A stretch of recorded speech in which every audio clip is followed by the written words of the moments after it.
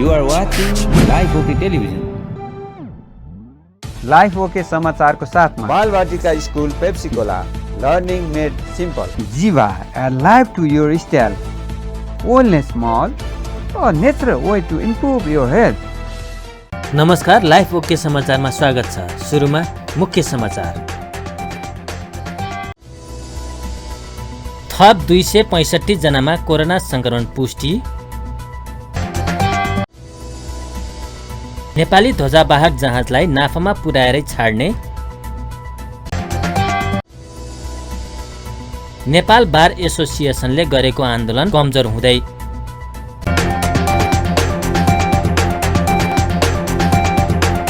अब समाचार विस्तारमा। नेपालमा सोमबार 265 जनामा कोरोना संक्रमण पुष्टि भएको छ। देशभर गरिएको 7114 पीसीआर परीक्षणका क्रममा 238 जना र 1503 एन्टिजेन परीक्षणका क्रममा 27 जनामा कोरोना संक्रमण पुष्टि भएको स्वास्थ्य मन्त्रालयले जनाएको छ। यो सँगै नेपालमा कोरोना संक्रमितको संख्या 9,18,449 पुगेको छ। त्यस्तै कोरोनाका कारण थप 2 जनाको मृत्यु भएको छ। हालसम्म नेपालमा 11,543 जनाको कोरोनाका कारण मृत्यु भएको छ। त्यस्तै थप 357 संक्रमित निको हुँदा हालसम्म नेपालमा 8,04,901 संक्रमित निको भएका छन्। हाल नेपालमा 6,386 सक्रिय संक्रमित आइसोलेसन र 98 जना क्वारेन्टाइनमा रहेको मन्त्रालयले जनाएको छ। राष्ट्रिय ध्वजावाहक नेपाल वायु सेवा निगमलाई अन्तर्राष्ट्रिय उडानमा खतराजन्य पदार्थ आयात तथा निर्यातको अनुमति प्रमाणपत्र जारी गरिएको छ। सोमबार पर्यटन मन्त्रालयमा नेपाल वायु सेवा निगमका अध्यक्ष युवराज अधिकारीलाई नागरिक उड्डयन प्राधिकरणका महाप्रबन्धक राजकुमार छेत्रीले उक्त प्रमाणपत्र प्रदान गर्नुभएको हो। कार्यक्रममा संस्कृति पर्यटन तथा नागरिक उड्डयन मन्त्री प्रेम बहादुर आलेले नेपाली ध्वजावाहक जहाजलाई नाफामा पुर्याएरै छाड्ने बताउनुभयो।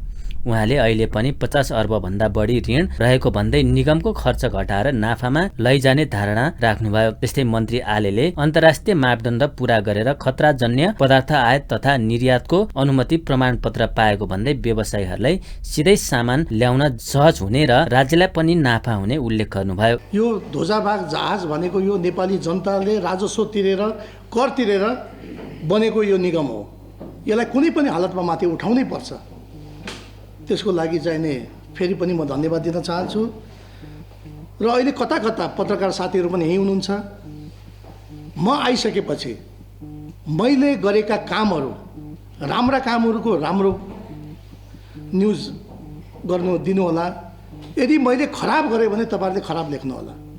म यो भन्दिनँ कि नराम्रो काम गरेकोलाई राम्रो भन्नुहोस् भने म भन्न चाहदिनँ। अब मेरा मन्त्रालय अन्तर्गत विभिन्न क्रियाकलापहरू यहाँ भइराखेको छ। विगतमा निगमको कार्यकारी हाम्रो महानिर्देशक डिम प्रसाद पौडेलजी उहाँको अहिले सेवा सुविधा कति छ थाहा छ तपाईँहरूलाई? कति हो? 2,80,000 कति छ?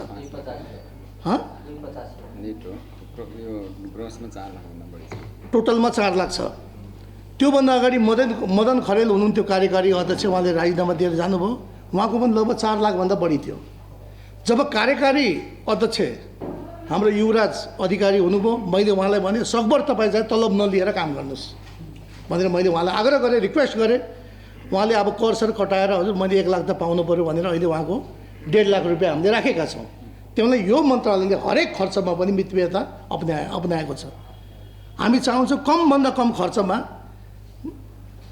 नेपाल ध्वजावाहक जहाज नाफा होस्, फाइदा होस्। अहिले पनि हामीलाई 50 अरबभन्दा बढी ऋण छ। हामी एकदमै चिन्तित छौँ। 9% हामीले ब्याज तिरिराख्नु परेको छ।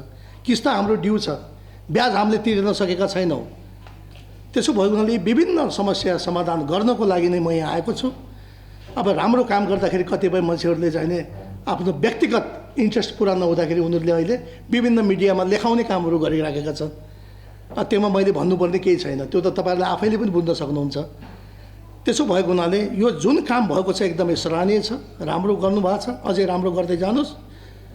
म जति समय यहाँ हुन्छु तपाईँहरूको साथ सहयोग बिना म एक्लै त केही पनि गर्न सक्दैन।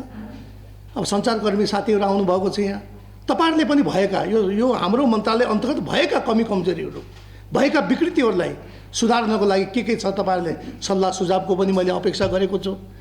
मैले कतै मबाट कुनै कमी कमजोरी छ, मैले कहीँ सचिनु पर्ने छ भने त्यो पनि मलाई तपाईँहरूले आएर भन्नुहोस्। त्यस्तै नेपाल वायु सेवा निगमका अध्यक्ष अधिकारीले निगममाथि आएका दायित्व गम्भीर भएर पूरा गर्ने प्रतिबद्धता जनाउनुभयो।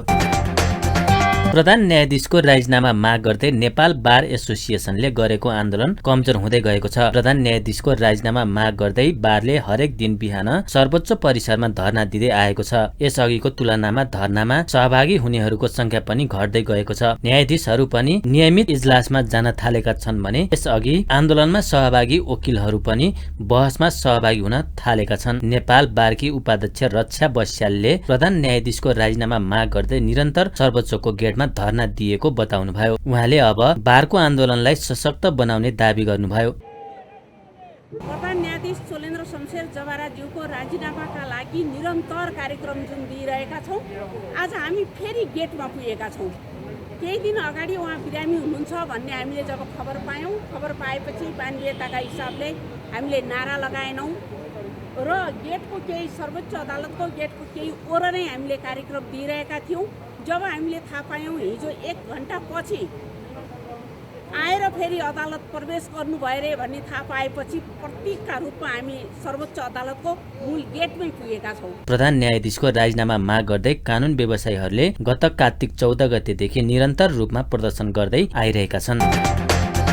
नेपालमा कोभिड-19 को भाइरसमा नयाँ उत्परिवर्तन ओमिक्रोन भेरिएन्ट देखिएको छ। मङ्सिर 8 गते दक्षिण अफ्रिकामा देखिएको ओमिक्रोन भेरिएन्ट त्यसको 12 दिनपछि नेपालमा देखिएको स्वास्थ्य मन्त्रालयले जनाएको छ। नेपालमा पनि आइतबार राति टेकु स्थित राष्ट्रिय जनस्वास्थ्य प्रयोगशालामा परीक्षणका क्रममा 2 व्यक्तिमा सो भेरिएन्ट देखिएको स्वास्थ्य तथा जनसङ्ख्या मन्त्रालयका सहप्रवक्ता डाक्टर समीर कुमार अधिकारीले जानकारी दिनुभयो। त्रिभुवन अन्तर्राष्ट्रिय हवाई नाका प्रयोग गरी नेपाल प्रवेश गरेका एक 66 वर्षीय विदेशी नागरिक र उनको सम्पर्कमा आएका 71 वर्षीय अर्का एकजनामा ओमिक्रोन भेरिएन्ट देखिएको हो। दुवै जनाको प्रयोगशालाको जिन सिक्वेन्सिङ गर्दा ओमिक्रोन देखिएको हो। संक्रमितको सम्पर्कमा आएका 66 जनाको कोरोना परीक्षण गर्दा संक्रमण पुष्टि नभएको अधिकारीले बताउनुभयो। अहिले पछिल्लो समय कोभिड-19 संक्रमणको भेरिएन्ट अफ कन्सर्नको रूपमा अलि बढी चासो दिएको भेरिएन्टको रूपमा ओमिक्रोन भेरिएन्ट आएको छ।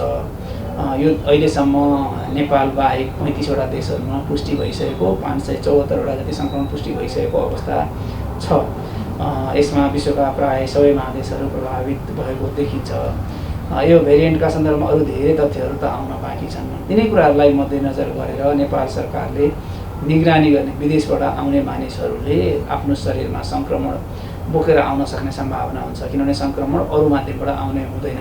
त्यसरी आउने व्यक्तिहरूको निगरानी गर्ने, उहाँहरूलाई क्वारेन्टाइनमा राख्ने, उहाँहरूको परीक्षण गर्ने, परीक्षण गर्दाखेरि पोजिटिभ देखियो भने ती नमुनाहरूको सिक्वेन्सिङ गरेर कुन भेरिएन्ट हो भनेर पत्ता लगाउने यी कामहरू गर्नलाई सरकारले प्रणालीहरू सुस्त बनाएको छ, चुस्त दुरुस्त बनाएर राखिएको छ। त्यही क्रममा 2 जना विदेशी नागरिकहरू नेपाल आउने क्रममा आएर उहाँहरू क्वारेन्टाइन बस्ने क्रममा संक्रमण पुष्टि भएपछि त्यो संक्रमणमा शङ्का लागेपछि हामीले थप सिक्वेन्सिङ गरेर सिक्वेन्सिङमा गए राति मङ्सिर 19 गते राति चाहिँ संक्रमण पुष्टि भएको नयाँ भेरिएन्टका रूपमा ओमिक्रोन पुष्टि भएको नेपालमा यही 2टा केस अहिलेसम्म पुष्टि भएको छ। अरू संक्रमणहरू देखिएको छैन। उहाँहरू पुष्टि भएका 2 जनाको स्वास्थ्य अवस्था सामान्य छ। उहाँहरूमा कुनै स्वास्थ्य जटिलता छैन। उहाँहरूको सम्पर्कमा आउनुभएका, उहाँहरूको कन्ट्याक्ट ट्रेसिङ गर्दै जाँदाखेरि गहन रूपमा हामीले कन्ट्याक्ट ट्रेसिङ गरेका छौँ र उहाँहरूको सम्पर्कमा आउनुभएका, कन्ट्याक्ट ट्रेसिङमा पर्नुभएका सबै व्यक्तिहरूको स्वास्थ्य अवस्था निगरानी गरिएको छ। उहाँहरूको परीक्षण पनि गरिएको छ। त्यसरी परीक्षण गर्दाखेरि 66 जनाहरूको हामीले PCR नमुना परीक्षण गरेका छौँ। कसैमा पनि संक्रमण पुष्टि भएको अवस्था छैन र कसैको पनि स्वास्थ्य जटिलता देखिएको अवस्था छैन। उहाँहरू सबै अहिले नयाँ भेरिएन्ट पुष्टि हुनुभएको र उहाँहरूको क्लोज कन्ट्याक्टमा आउनुभएको भनेर हामीले कन्ट्याक्ट ट्रेसिङ गरेका सबै व्यक्तिहरूको नमुनाहरू चाहिँ नमुना हाम्रो उसमा हामीले सङ्कलन गरेर राखेका छौँ। सिक्वेन्सिङ गर्ने क्रममा पनि नयाँ नदेखिएको र उहाँहरूको स्वास्थ्य अवस्था पनि निगरानी गरिराखिएको हुनाले उहाँहरूको स्वास्थ्य अवस्थामा पनि कुनै किसिमको जटिलताहरू, कुनै किसिमको स्वास्थ्य समस्याहरू, गम्भीर समस्याहरू देखिएको छैन। नेपालमा ओमिक्रोन भेरिएन्ट देखिएसँगै नागरिकका लागि सर्भिलेन्स तथा कन्ट्याक्ट ट्रेसिङको कार्यलाई थप प्रभावकारी बनाएको उहाँले बताउनुभयो। उहाँले नेपालमा अहिले नै आत्तिनुपर्ने अवस्था नरहेको उल्लेख गर्नुभयो। अहिले नयाँ भेरिएन्ट पुष्टि भएसँगै सरकारले निगरानी प्रणालीहरूलाई, जनस्वास्थ्यका मापदण्डहरूलाई र कोभिड-19 विरुद्धको खोपलाई चुस्त दुरुस्त बनाउने गरी तीव्र गतिमा लिएर जाने गरी व्यवस्थापन गर्ने गरी काम गरिएको छ भने अस्पतालहरूलाई व्यवस्थापन गर्न हामीले दोस्रो लहरमा जोडेका व्यवस्थापन गरेका पूर्वाधारहरूलाई चुस्त दुरुस्त बनाउने गरी कामहरू पनि अगाडि बढाएका छौँ। हामी अब सर्वसाधारणका तर्फबाट हामी आत्तिनुपर्ने अवस्था छैन, त्यस्तो डराउनु पर्ने अवस्था छैन। हामीले कोभिड-19 को नयाँ भेरिएन्टका रूपमा हामीले पहिला पनि अरू भेरिएन्टहरू पनि देखेका छौँ। हामीले गर्न सक्ने व्यवहारहरू सर्वसाधारणहरूले जनस्वास्थ्यका मापदण्डहरूको पालना गर्ने कुराहरू, भिडभाड नगर्ने कुराहरू, मास्क लगाउने कुराहरू, हातको सरसफाइमा ध्यान दिने कुराहरू ख्याल गर्न सक्यौँ भने सङ्क्रमण हामीले फैलिन दिने गतिलाई रोक्न सक्छौँ। र विदेशबाट आउने व्यक्तिहरूलाई अनिवार्य रूपमा क्वारेन्टाइन गर्ने व्यवस्थाहरू हामीले गऱ्यौँ।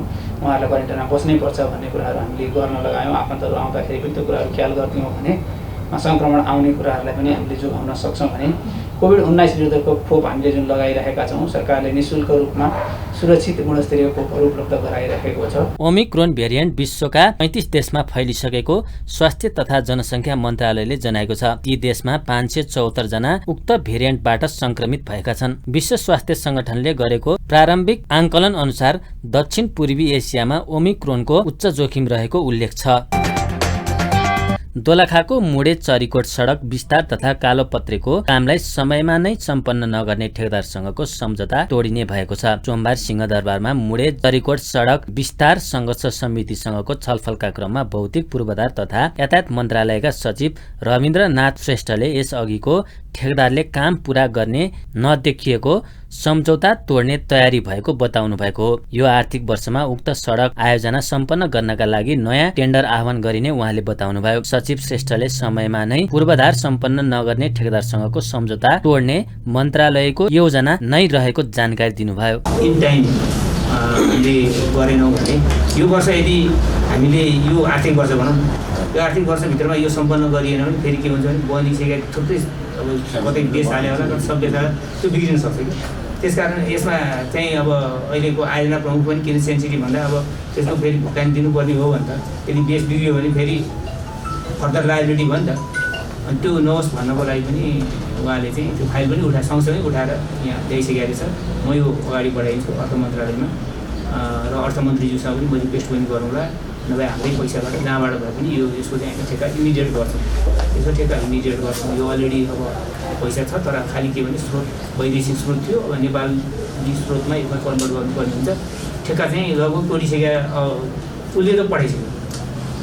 त्यहाँ कृष्णराज पन्तज्यू हुनुहुन्छ आयोजना प्रमुख, उहाँले पठाइसक्नु भएको छ। अब कुनै हालतमा पनि त्यो कन्ट्र्याक्टरबाट काम हुँदैन भनेपछि त्यसलाई हामी ठेक्का पनि तोड्छौँ, ब्ल्याकलिस्ट पनि गर्छौँ, सबै गर्छौँ र नयाँ कन्ट्र्याक्टरबाट हामी गराउँछौँ। अब तिनजेल तपाईँहरूले अब सही दिनुभयो, अब त्यसको लागि धन्यवाद। के भन्ने मैले तर हामी मन्त्रीज्यूले सुन्नुभयो होला नि, तपाईँहरूले मन्त्रीज्यूले बोल्नु भएको छ यो यदि काम गरेन भने म सहन म ठेक्का तोड्छु भन्नुभएको छ र हामी त्यही लाइनमा गइरहेछौँ। र अब सायद मन्त्रीज्यूले बोलिसकेपछि पहिलो ठेक्का तोड्ने यही हुन्छ होला, किनभने फाइल उठेर अलरेडी आइसकेको छ। उसले चाहिँ मैले हेर्न नभ्याएर मात्र सर म भोलि आउन सरी पहिलो काम मैले यही गर्छु भनेर मायाले भन्नुभएको छ। यसो गरौँ न, म तपाईँहरूलाई मेरो नम्बर दिन्छु, भोलि त नगर्नुहोस्, पर्सि चाहिँ एकचोटि मलाई तपाईँहरूले अब जो भए पनि मेरो 9851186526 यदि फोन उठेन 86526 अनि कहिले कहिले फोन उठेन भने तपाईँहरूले अब हाम्रो धेरै फोन आउँछ, कहिले आयो भने म यस्तो हुँ भने यसो म्यासेज गरिदिनु भने म कल ब्याक गर्छु। छलफलका क्रममा दोलखा काङ्ग्रेसका सभापति पद्मा वर्मा लामाले ठेकेदारले काम गर्न नसकेकाले सरकारले नयाँ ढङ्गले उक्त सडक आयोजनालाई सम्पन्न गर्नुपर्ने बताउनुभयो। अर्को ठेकेदार छनौटको प्रक्रियालाई छिटो अघि बढाएर सडक सम्पन्न गर्नुपर्ने उहाँको भनाइ छ। अब अन्तिम उपाय चाहिँ पहिलो उसले काम गरोस् भन्ने थियो। उसले पटक पनि आग्रह गर्दाखेरि पनि गरेन। अब गर्छु भन्दा भन्दै अब चाहिँ यत्रो वर्ष भइसक्यो र अब पनि 10औं वर्ष काम नगर्ने परिस्थिति चाहिँ सिर्जना भएको छ। त्यस कारणले हामीले के निष्कर्षमा पुग्यौँ भने अब ठेक्का तोडेर नेपाल सरकारले त्यसको बजेट व्यवस्थापन गरेर चाहिँ काम सुरु गर्नु पर्यो र यो अर्को चाहिँ अर्को उसको ठेकदारसँगको जुन हाम्रो चाहिँ यो गेम प्लानहरू भएको छ त्यो चाहिँ आउट गरेर जानु पर्यो र त्यसमा सबभन्दा बढी चाँडो चाहिँ त्यो सडक बन्नु पर्यो भन्ने हाम्रो मान्यता हो। अहिले धेरै ठुलो बजेटको पनि त्यत्रो माग पनि रहन्छ। त्यहाँ मैले बुझ्दाखेरि बढी से बढी 50-60 करोड पैसा भयो भने हामी त्यो काम सम्पन्न गर्न सक्ने परिस्थितिमा छौँ भनेर खाडी चौर मुडे हुँदै चरिकोटसम्मको 55 किलोमिटर सडक विस्तारको काम अलग अलग ठेकदारले पाएका थिए। 2074 भित्र सम्पन्न हुनुपर्ने उक्त निर्माण कार्य अझै पनि सम्पन्न नभए स्थानीय आक्रोशित बनेका छन्। नेपाल स्काउट राष्ट्रिय तटस्थ समितिका नवनियुक्त संयोजक, सह संयोजक तथा सदस्यहरूलाई पद तथा गोपनीयताको शपथ गराइएको छ। सोमबार सिंहदरबारमा युवा तथा खेलकुद मन्त्री महेश्वर जङ गहतराजले पद तथा गोपनीयताको शपथ गराउनु भएको हो। सो क्रममा मन्त्री गहतराजले नेपालमा मर्यादित र अनुशासित समाज निर्माण गर्नका लागि हरेक घर र विद्यालयमा स्काउट पुर्याउनु पर्ने बताउनुभयो। उहाँले स्काउटको दायित्वलाई पूरा गर्ने गरी कार्य सम्पादन गर्न निर्देशन दिनुभयो। मन्त्री गहतराजले स्काउट भित्रको पुरानो मतान्तर र अन्यलतालाई छाडेर नयाँ गतिका साथ अघि बढ्न पनि निर्देशन दिनुभयो। स्काउट प्रत्येक घरमा पुर्याउने अभियान थाल्नुपर्छ र स्काउटलाई प्रत्येक विद्यालयमा पुर्याउनुपर्छ। सामुदायिक विद्यालयमा त अनिवार्य नै पुर्याउनुपर्छ र हामीले निजी विद्यालय समेतमा स्काउटलाई पुर्याउनुपर्छ। किनकि त्यसो गर्ने बित्तिकै नेपालमा एउटा मर्यादित समाज, अनुशासित समाज, देशभक्ति समाजको जमात तयार हुन्छ। स्काउटको दायित्व त्यही हो। त्यो दायित्वलाई तपाईहरुले दोहोरोसँग आत्मसात तपाई साथीहरूले गर्नुहुनेछ र स्काउटको एउटा स्काउट निर्माण गर्ने अभियान। तर स्काउट फेरि स्काउटकै अनुसार नै बनाइनुपर्छ। एउटा अनुशासित समाज निर्माण गर्ने दायित्व स्काउटको अगाडि छ। किन त्यो सानैदेखि 6 वर्षको बच्चादेखि नै एउटा देशभक्तिपूर्ण समाजप्रति, स्वयंसेवाप्रति को भावना विकास गर्ने संस्थाको रूपमा सबैमा त्यो भावना विकास गर्ने हो। पुराना केही मतान्तरहरू, भिन्नताहरू मतलब केही थिए भने त सबैलाई आजको दिनदेखि बिर्सु। तपाईहरु पुराना मानिस होइन। आज तपाईहरु सबै आज नयाँ हो। तपाईहरु पुराना मानिस होइन। हामी पुराना हौं, हिजोका हौं भन्ने नसोध्नलाई। स्काउट त तपाईहरु एउटा महत्त्वपूर्ण व्यक्ति हुँदै हो। तपाईहरुको लामो स्काउट इतिहास छ। तर पनि फेरि तपाईहरु जिम्मेदारीको हिसाबले आज तपाईहरु नयाँ हो। त्यसले आफूलाई नयाँ ढंगले नै अनुभूत गर्नुहुनेछ। उहाँले स्काउटको इतिहास लामो रहेको भन्दै यसलाई नयाँ ढंगले जीवन्त राख्न आफूले सहयोग गर्ने प्रतिबद्धता पनि जनाउनुभयो। निजी प्राविधिक शिक्षालय महासंघ PLC कार्यक्रम स्तर उन्नति गर्न ढिलाइ भएकाले तत्काल स्तर उन्नति गर्न दबाव स्वरूप CTVT को केन्द्रीय कार्यालय सानोठिमी भक्तपुरमा अनसन कार्य सुरु गरिएको छ। आन्दोलन परिचालन समितिका संयोजक श्री शैलेन्द्र मोहन झा ज्यूले जानकारी दिनुभयो। निजी प्राविधिक शिक्षालय महासंघ नेपाल केन्द्रीय समितिद्वारा सञ्चालित धरना कार्यक्रम यो स्वास्थ्य तर्फका प्री डिप्लोमा तहका कार्यक्रमहरूको स्तरोन्नति तत्काल गरिदिन माग गर्दैछ।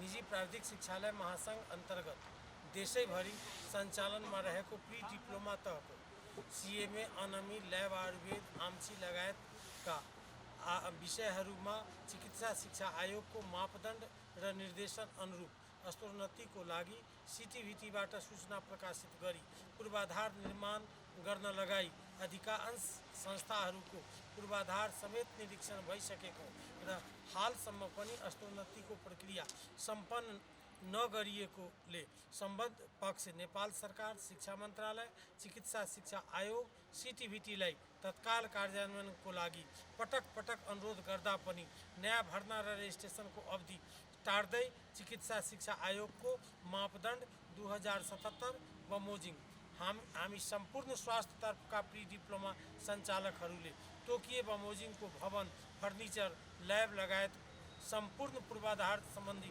तयारी पूरा गरेको अवस्थामा कुनै तदारुकता नदेखाई हामी सम्पूर्ण संस्थाहरूलाई अलपत्र पार्दै कार्यक्रम भएकोले बाध्यतापूर्वक हामीहरूले यो धरना कार्यक्रम मार्फत सचेत गराउन चाहन्छ। राज्यले तोकिदिएको ऐन नियमभित्र रही मापदण्ड तयार गरी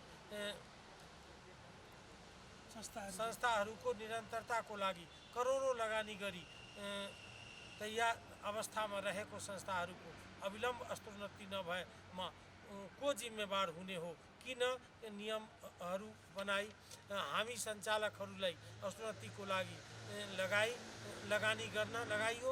राज्यको सम्बन्ध पक्षहरू कसले जिम्मा लिने हो? ठोस रूपमा जवाब नपाउँदा हामी विश्वासपूर्वक यो धरना मार्फत समस्त बुद्धिजीवी, शिक्षा प्रेमी, अभिभावक र विद्यार्थी, पत्रकार र सरोकारवालाहरूलाई सहयोगको लागि अपिल गर्दछु। धन्यवाद।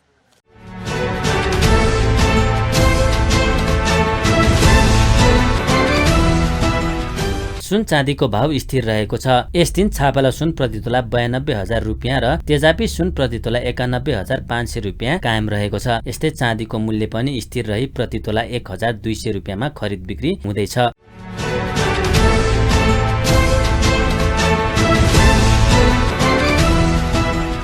पछिल्लो समय निरन्तर जसो ओह्रालो लागिरहेको नेप्से बढेको छ। नेप्से परिसूचक 32.22 अङ्क बढेर 2546.08 बिन्दुमा पुगेको छ। कारोबारको पहिलो 15 मिनटमा नै घटेर 2500 बिन्दु भन्दा तल झरेको नेप्से बजार खुलेको 1 घण्टापछि फर्किएको हो। यस दिन नेप्सेसँगै कारोबार रकम पनि केही सुधार भएको छ। यस दिन 227 कम्पनीको 69,888 पटकको कारोबारमा 4 अर्ब 54 करोड 23 लाख रुपियाँ बराबरको 94,71,000 किता सेयर खरिद बिक्री भएको छ। अन्त्यमा प्रमुख समाचार फेरि एकपटक। थप 265 जनामा कोरोना संक्रमण पुष्टि। नेपाली ध्वजावाहक जहाजलाई नाफामा पुर्याएरै छाड्ने। नेपाल बार एसोसिएसनले गरेको आन्दोलन कमजोर हुँदै। हस्त अहिलेका लागि लाइफ ओके समाचार यति नै। हेर्दै गर्नुहोला लाइफ ओके टेलिभिजन। नमस्कार।